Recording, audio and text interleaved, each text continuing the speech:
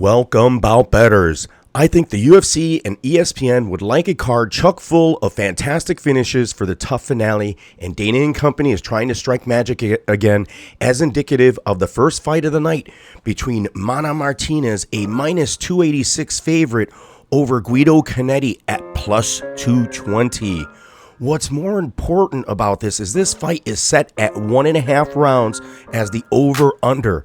Two other matches are also set at 1.5 rounds, the Meerschaert-Murderdoff match and the Petrosky-Gilmore bout.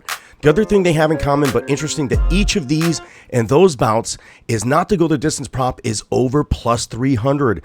So it's plus 225 not to go to distance in this match with Martinez and Guido Cannetti.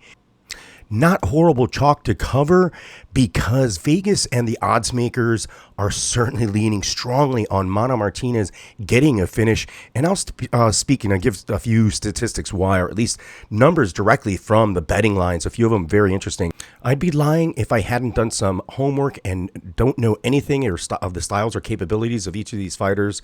But I would argue that you didn't need to know anything about these fighters to find a reasonable place to wager. If you parlay all the bouts, for example, that I mentioned, not to go the distance, it's plus 149.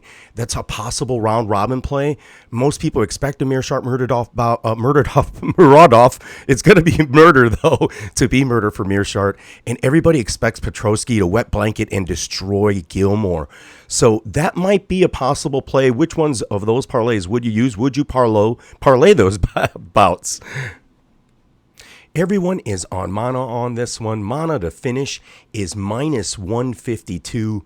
Him by decision is plus 300.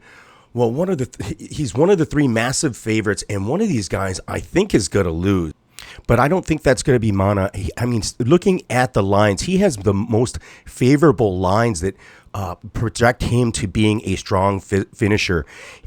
Martinez is just going to be physically outclassing Guido Cannetti. He's going to be much faster. There's just tons of other skill metrics that people can go to. Of course, other statistics that other folks can provide there.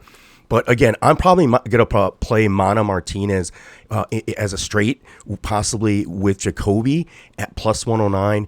And we'll see if I'll play this not to go the distance prop or the alternating group around props at minus 143. I don't think I would.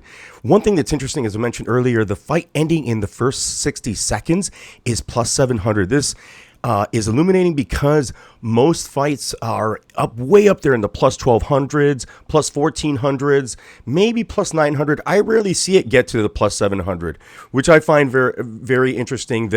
That's how much Vegas is leaning on Martinez being able to get a finish and him being the one doing it.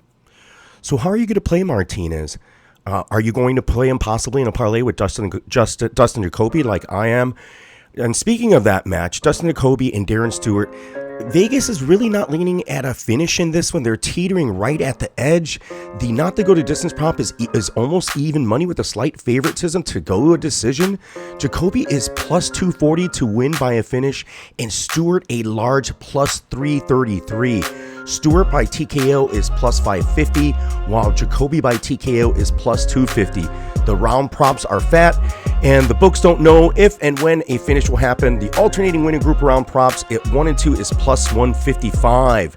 So there's a lot of spots all over this card. Man, people, I made a lot of bets last week. I'm going to try to make fewer bets, but I'm definitely going to have to figure which ones are my more confident bets, as well as what are my best payouts or return on my investment. So it's going to be a lot more work for me towards the end of this week. Hopefully I have some more time to do that. But like and subscribe. Thank you for anybody that's listened to this. Hit the notification button. Thank you very much.